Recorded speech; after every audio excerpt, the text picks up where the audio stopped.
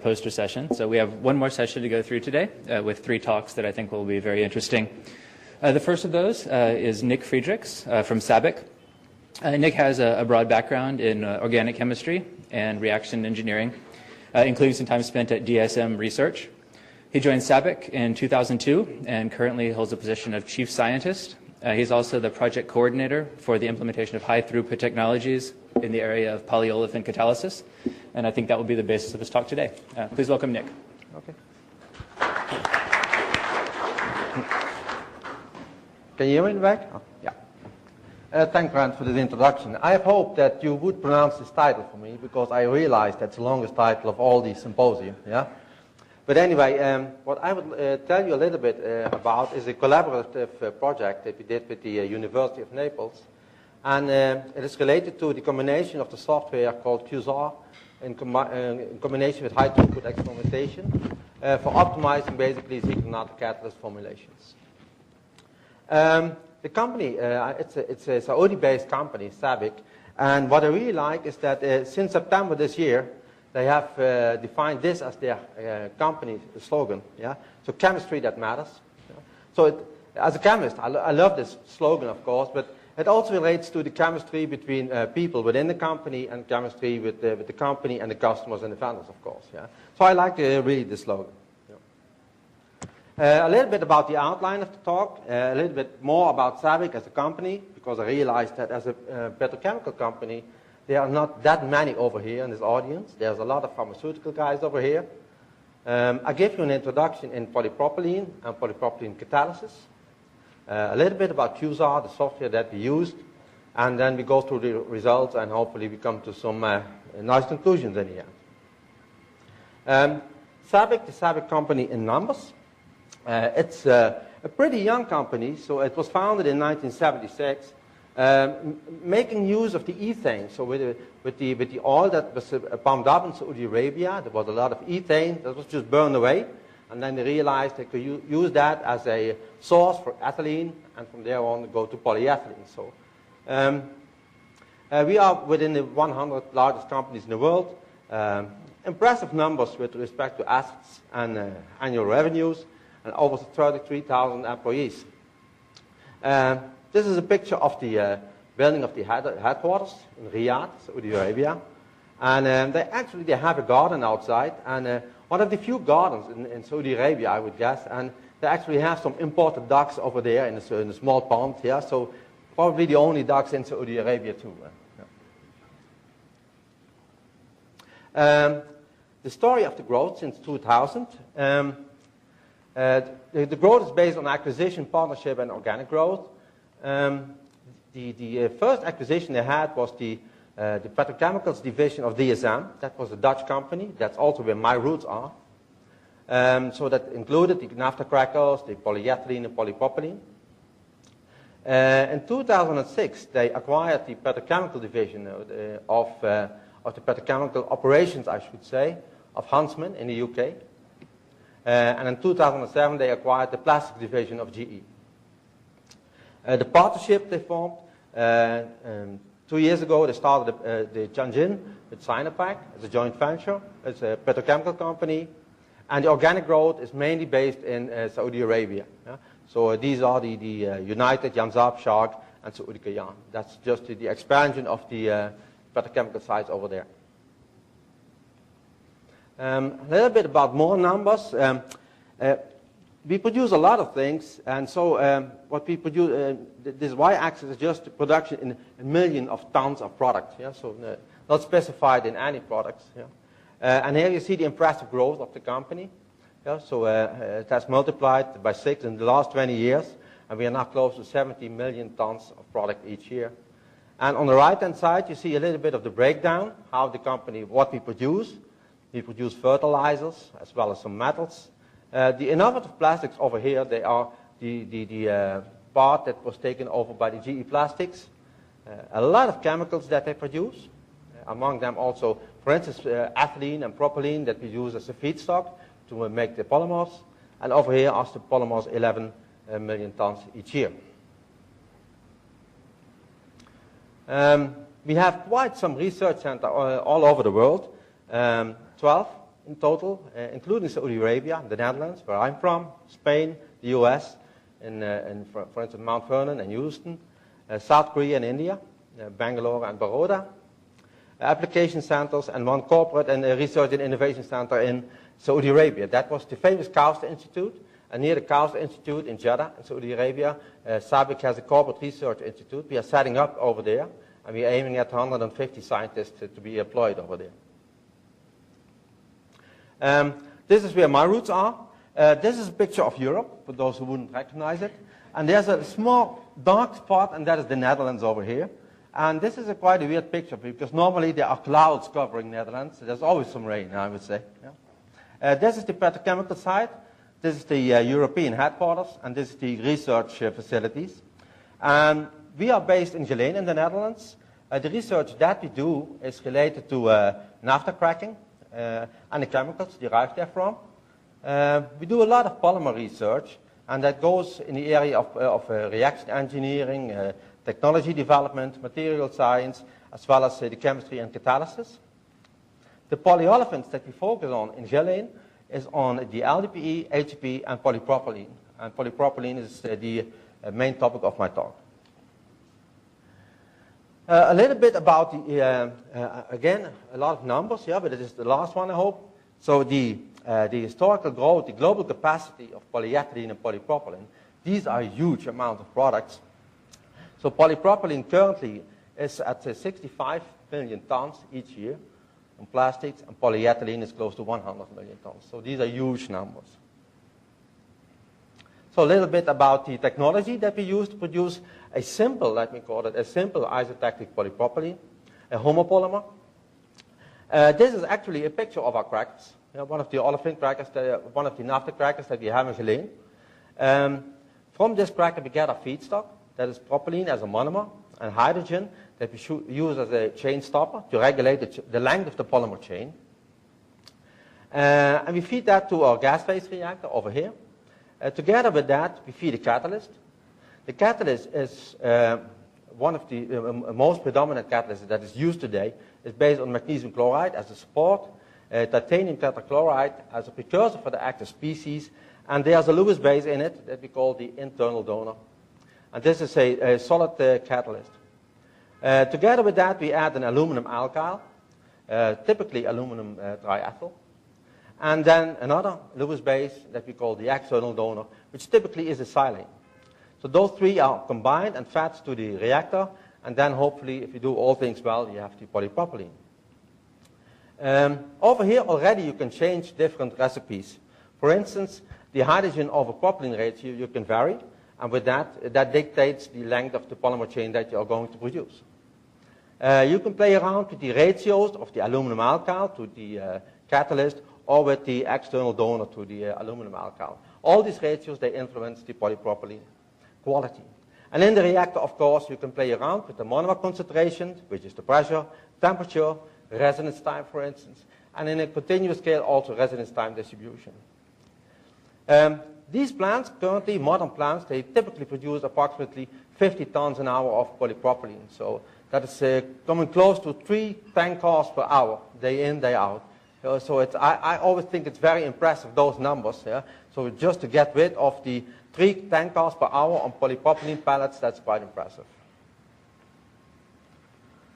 A little bit more about the Ziegler-Natta catalyst. So it's stickle 4 based on magnesium chloride as a support, and then there is the internal donor. So we can play around with the internal donor over here, and you can have them as monoesters, for instance, ethyl benzoate. You can use phthalates. Yeah, so the dibutyl phthalates are quite popular nowadays. You can use succinates, diethers, and of course you can go to mixtures of those. Similarly with the co-catalyst, a very popular one is the triethyl aluminum, but you can play around with the alkyl group or have it partly chlorinated or ethoxylated. And also, again, over here, you can play around with your mixtures. And the external donor, which typically is silanes, but those are alkyl alkoxy silanes, or monoesters, like, for instance, the para-ethoxy ethyl benzoate. And also, again, over here, you can have your mixtures. So a little bit about the explanatory sheet on how these donors behave. If you only would use the solid catalyst, which are co-catalyst, and no internal donor and no external donor, you would have quite a messy product. Because for polypropylene, it has to be crystalline. And if you wouldn't have any crystallinity, the material would not be stiff. Yeah? So if you don't have any of the donors, the crystallinity, expressed as II over here, is below 70%, which basically is a lousy material. Also, the melting point is too low, there you wouldn't have any stiffness. If you only would use an internal donor, like for instance a phthalate, the crystallinity goes up to 80–85%. It's a substantial increase, but still it's a messy product, yeah? Not of any commercial interest. If you combine it, however, with the external donor and a decent silane, not every silane works properly. So if you have then the internal donor with the silane, your acidicity, so your crystallinity goes up above 95%. And here is where you have a very decent material. That is what we sell. But again, if you play with the internal donor, like for instance in diether or a succinate, you can also achieve these high crystallinities, but then the distribution of the length of the polymer chains varies also. And it depends on the application of your polymer, in which application you are aiming for, whether you would like to have a broad distribution or a narrow distribution. So this describes a little bit about the versatility of what you can achieve with the internal donor and the external donor combination. The part what I'm talking about, we focus on the combination of the phthalates, so that's the internal donor, that's fixed. One kind of co-catalyst, the triethyl aluminum, that's also fixed, and we only look at the library of the external donors. So it's just a limited space of what all is possible in the Ziegler-Natta catalysis area. This is the initial library of the silanes that we had.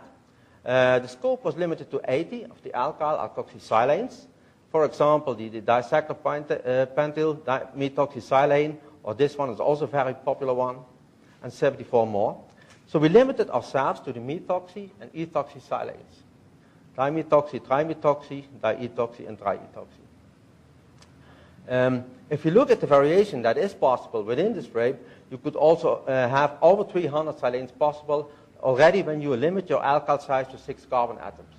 So that is quite a substantial number, from which we had already 80 silanes, and these were obtained from the usual commercial sources and some in-house synthesis too. So this is a picture of the conventional equipment that we have. Typically you have an autoclave over here, 1 or 2 liters or up to 10 liters, a couple of meters floor space, and you could run, let's say, 2, maximum 3 experiments a day. This technician that we have is a very happy guy, yeah, a bearded guy, looking happy. So if I ask him to develop a robust, a generally applicable polymerization protocol, that's fine with him. Yeah. But if you say, okay, and then go and test me 80 different external silanes, yeah, at 2 levels of the alkyl aluminum to silane ratio and different hydrogen over propylene ratios, you see already his beard becomes a little bit longer. It's growing. Yeah? And then I also would ask him to perform all the runs in duplicate. Yeah? That's even more. And then you also ask him to do all the analysis by GPC, NMR, and XS. Yeah? So that's why I think it would take him close to 1 year to have all this done in the conventional equipment. So then we looked for another bearded guy, this one over here. That's Vincenzo Busico from the University of Naples, with whom we already have quite a long collaboration. It started in my period at Dex Plasmos by the late 90s, and we continued to DSM, and then we took him over to SABIC. And he has there the free slate equipment. This is a core module that he has to do the studies on the catalyst. And over here is his PPR. I think by then he was using a PPR 32. Yeah, currently he has a 48, yeah, but when we were performing the study, when we started it, it was a 32. Yeah. So that's the reactor where we turn to, and you can run here up to 50 experiments a day. This is a slide that is stored from Vincenzo Busico. Why HTE? So it's very obvious, of course. It boosts data generation. It's highly reproducible when properly executed, I would say. Routine is boring. I agree with Vincenzo. Yeah? And he calls it also inherently sustainable due to the miniaturization. What I truly like about the group in Naples is they say over here, you require a highly trained operator with an HTE-oriented mindset, and that is very true. So this group, they are beautiful, brilliant scientists, and they are hypercritical on their own results. So that is what you need in this approach. If you wouldn't have done that, you wouldn't have gotten us this far. This is where Vincenzo came up with the and his team with the initial screening of those 80 silanes. Over here is just the code, so the 80 ones of the silanes. He tested them at 2 aluminum to silane ratio, at a ratio of 20 and at a ratio of 10. And over here you see the relative productivity. These catalysts are highly sensitive to impurities in your feedstock, so you can expect a small deviation over time of your feedstock. So what we normally do is we have one catalyst formulation that we use as an internal standard, and that is set to 100%. So over here also the productivity is a relative productivity. This is the 100% of the reference silane, and we all relate the other silanes to the reference catalyst. So then you have these data. So all these silanes have been screened. You have a lot of polymerization runs, a duplicate, 160 catalyst formulations. And they were all the polypropylenes were characterized by carbon-13 NMR, which is quite tedious, isotacticity, and molecular weight characterization. In total, it needed 35 milligrams of catalyst, which is quite nice. And then we were wondering, what does these results tell about the other 250 silanes that are possible within this constraint? Yeah? And there's where modeling kicks in. So in the modeling, you can have two approaches. Of course, you can have, and that as a scientist, you should prefer the white box modeling, where you say, okay, I focus me on the laws of nature, the first principles, because those models give you a wide range of validity and a nonlinear global optimum. But this one requires an adequate description of the chemistry, and that is something that is lacking in heterogeneous catalysis, especially of the Ziegler-Natta catalysis. In the homogeneous catalysis, we have a better insight in how they behave. They behave nicely, but these ones we do not know what the description is. So you are forced to the black box models, and they are based on more empirical, statistical, trial and error experiments, I would say. The application window is pretty much smaller. You will come up with a local optimum, certainly not a global optimum. It gives you little direct insight, but on the other hand, it's relatively cheap and it's fast. And in the end, the things that come out of this, you might use to do your white box modeling in the end. So that's the approach. And in the end, the message would be, you should apply both. So as soon as something pops out over here that is interesting, or the result is counterintuitive, that would be a nice candidate to do to try to do the white box modeling after all. So the black box modeling that we used was QSAR, that stands for the Quantitative Structure Activity Relations. What you do over there is you have your silane in this case, and you calculate all your molecular properties. And in QSAR it's called descriptors. Then on the other hand side, you have the experimental data, your response variables, where you like polymerization activity, molecular weight distribution, crystallinity, and so on. And you try to correlate those two. And typically you build black box models to predict polymerization activity, molecular weight. And these models that you have constructed, you use for the in silico screening of new silanes. So for all the 250 silanes that we have in mind that are possible, we don't need to have them in hand. We do first an in silico screening of those. So from this one, in the end, you might select those silanes that are predicted to give the nicest performance, and that gives you a more effective use in your synthetic efforts. So now I try to have broken down all the procedure in different steps. Yeah, I'll take you through that. So first you build your silane library, which you synthesize or purchase. And basically that is the sheet that we already have seen. Then you go to the high throughput screening using those silanes. And this is some of the results that we have. Like I said, it's the PPR 32 by then, but this is a 48. You need well-experienced and hypercritical scientists. Without that, you have to invest upfront in a decent protocol. And I think we have invested more than a year in coming up with a protocol that was very reliable, always fighting with the statistics, yeah, so challenging us on signal-to-noise ratios and so on, and on the robustness of the recipe. So even with that team, it took us over a year. These are typical, if you have over here the donor numbers, and these are the duplicates, yeah, of the experiments, which illustrates how nice the system works. And also in the selection of all these silanes that you are going to test, you should have enough structural variation to obtain at least a diversified performance. These are a couple of slides that I got from Vincenzo. So this is propane homopolymerization at 70 degrees C in a diluent, it's slurry. Over here, the amount of catalyst that he dosed to a single cell. And over here, the polymerization activity, not corrected, of course, for the amount of catalyst. And over here, you see that the productivity starts at 0.02 milligrams of catalyst loading. And these catalysts are very sensitive to impurities. So, but basically, what this tells us is that you need this low amount just to titrate away your impurities. And then you have a nice linear behavior of the amount of catalyst with your polymerization activity. And also the duplicates are quite nice. This is an example of 8 cells where you have here your polymerization activity and your molecular weight data. And you see a nice average polymerization, plus or minus 10%, I would say that's typical.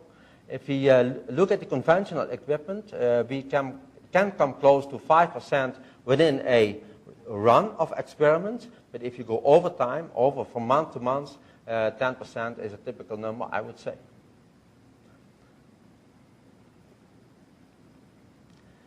So these were the data from Naples. Then you have to go back to the software, the QSAR. The descriptors. So we use a consistent set of starting silanes, so the dimethoxy, trimethoxy, diethoxy, and triethoxy. Optimize the structure on DFT levels. The software that we apply is from Material Studio, from Acknowledgements, the MS-QSAR.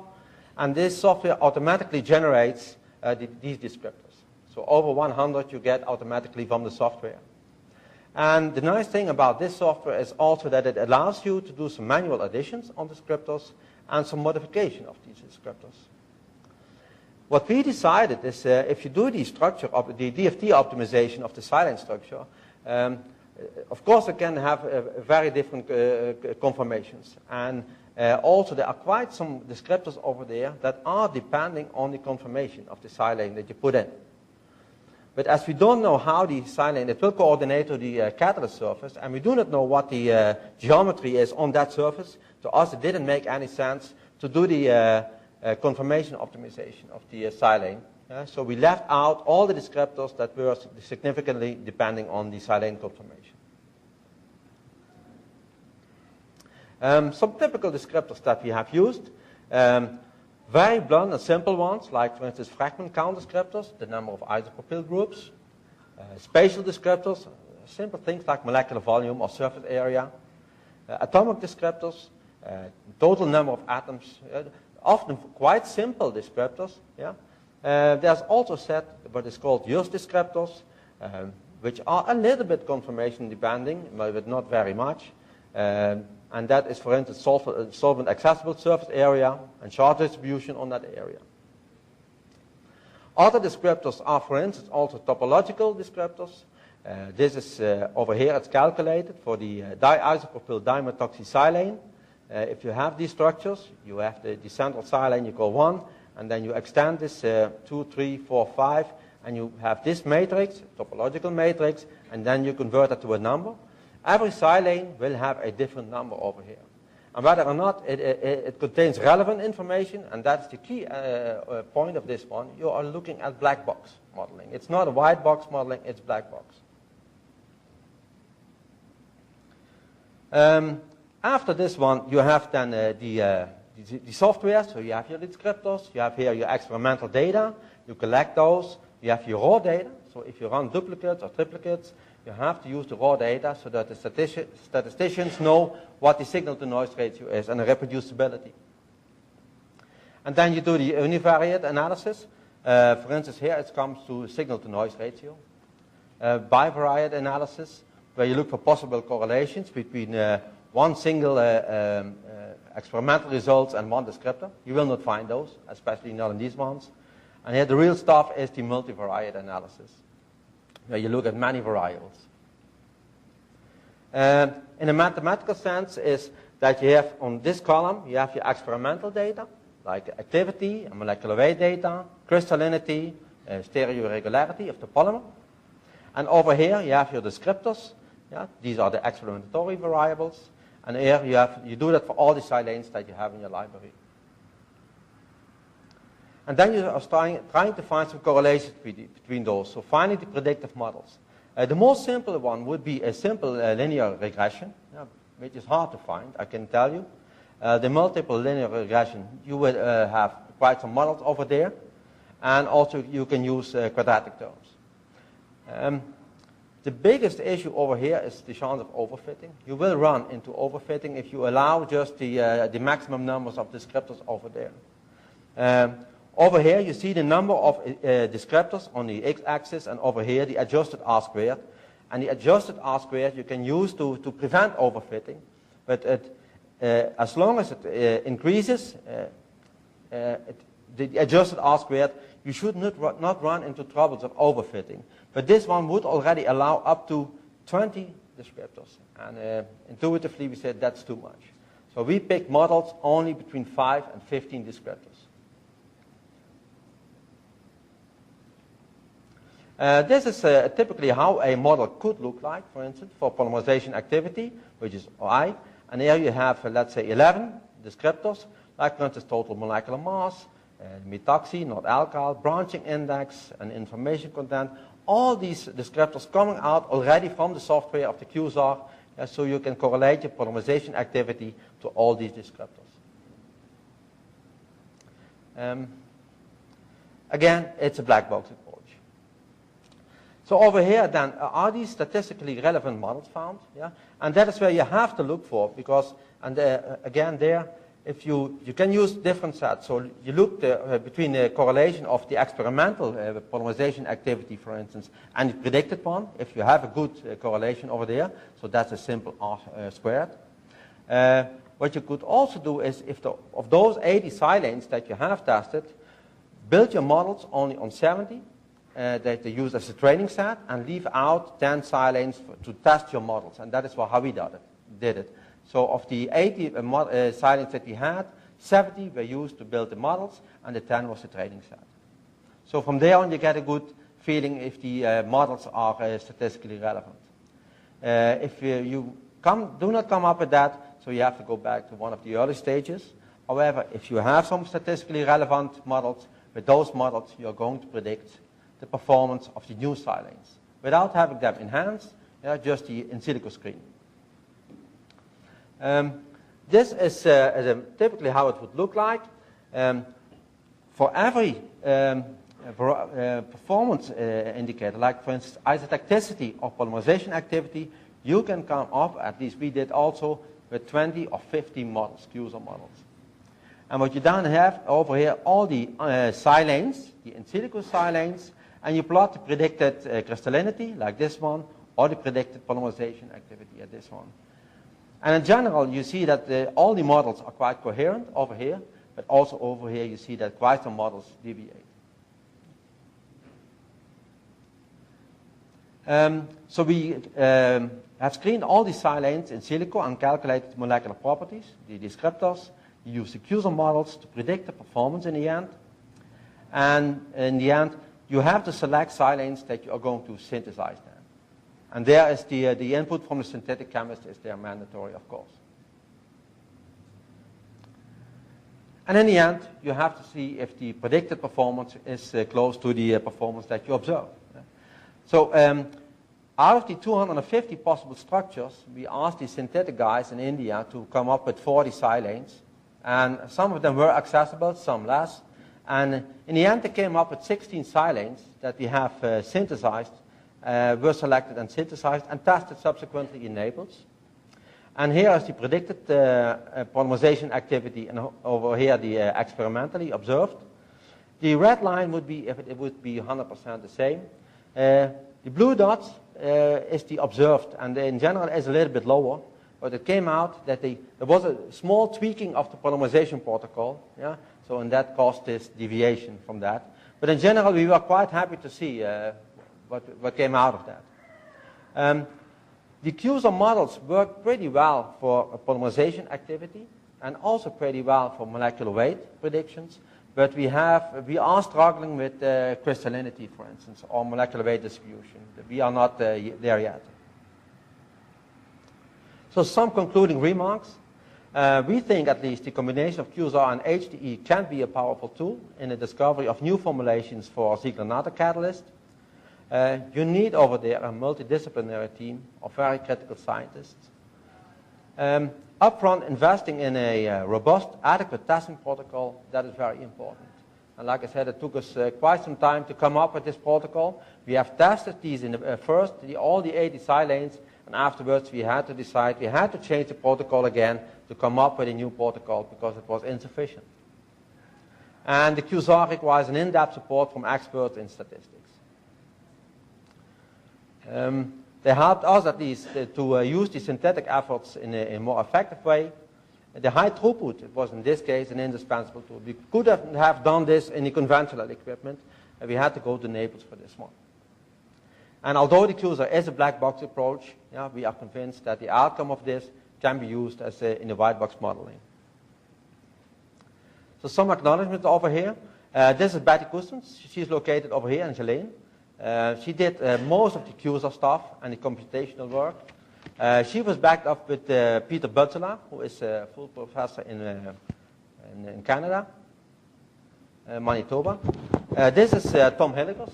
He was from a company, CQ, in Leuven, in Belgium. He was our consultant in statistics and mathematics. Indispensable. It's mandatory to have it over here. Otherwise, you run into the famous garbage in, garbage out issue. This is the team of Naples, Vincenzo, of course, Vincenzo Buzico, Roberto Cipollo, and Luca Rongo. They carried out the HTE, very critical and great discussions over here. And this one is Sainani, my colleague in India, who did all the silences. Finally, I would like to thank you for your patience.